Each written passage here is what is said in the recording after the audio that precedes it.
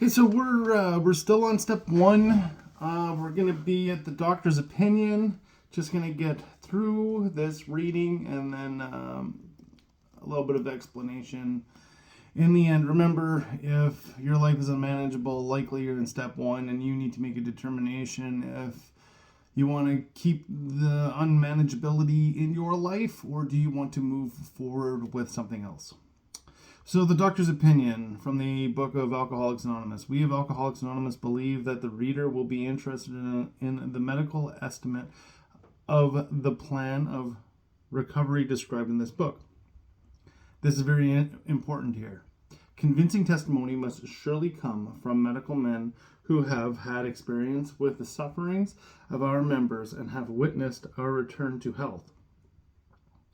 A well-known doctor, chief physician at a nationally prominent hospital specializing in alcohol and drug addiction, give Alcoholics Anonymous this letter. The book could have been called Addiction Anonymous. Alcohol and drugs are interchangeable. So the doctor writes, to whom it may concern, I have specialized in the treatment of alcoholism for many years. Please, this is very important right here. In late 1934, I attended a patient who, though he had been a competent businessman of good earning capacity, was an alcoholic of a type I had come to regard as hopeless. In the course of his third treatment, he acquired certain ideas concerning a possible means of recovery. As a part of rehabilitation, he commenced to present his conceptions to other alcoholics, impressing upon them that they must do likewise with still others. This has become the basis of a rapidly growing fellowship of men and their families.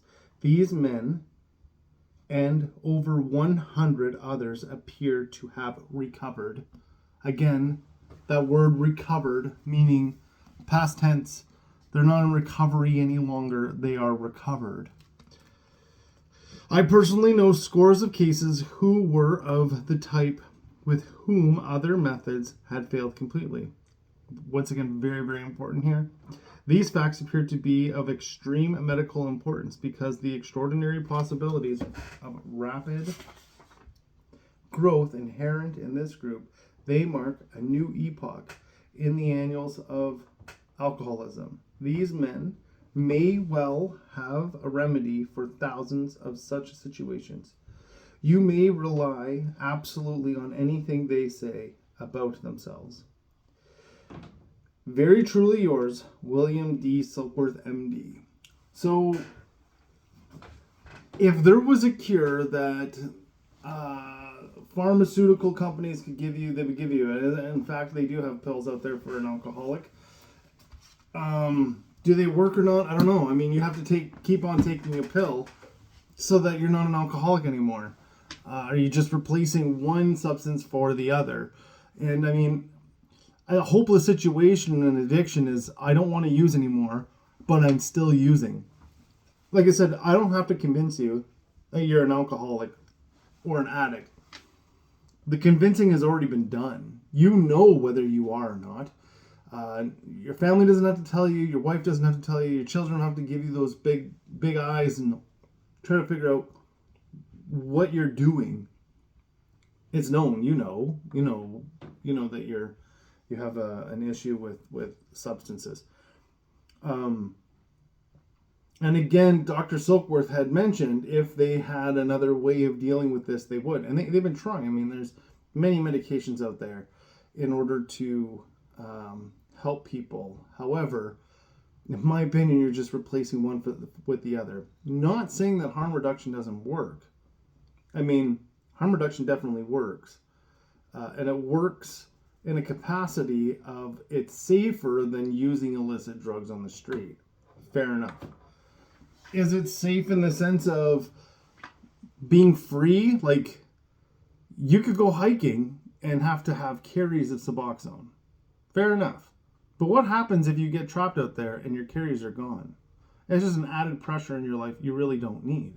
So that being said, what's real freedom? Not even talking about sobriety, really. What's real freedom? If you have it, do you need it? And when you need it, can you go without it? These are the questions. I know my active addiction. Fuck, if they told me that the only place in the world, the only place where there were drugs was on the moon, I would figure out how to get on a rocket ship to get the hell out of here in order to get those drugs or alcohol. That's just the kind of addict I am. Most addicts are the same way in this capacity. That being said, I mean,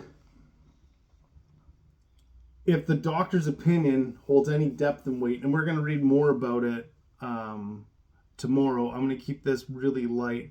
I kind of have some step work for you to try today. I want you to, for step 1, I would suggest writing 2 columns.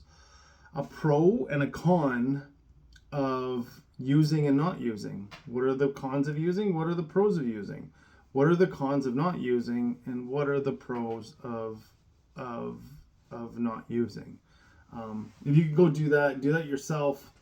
Don't let anybody else see it. Leave a little bit of space at the bottom of the page. Try to fill it up as much as you possibly can. It'd be greatly appreciated. And also, if you could start a gratitude list of 3 things that you're grateful for every day and don't repeat them for 5 days, you will see growth. You could be grateful for your shoes today. You could be grateful for the fact that you still live with your family, or you could be grateful that you have clean underwear today. I know that's where I was at when I was in early recovery and / active addiction. Any of those things are great to be grateful for. Just if you could start that gratitude list.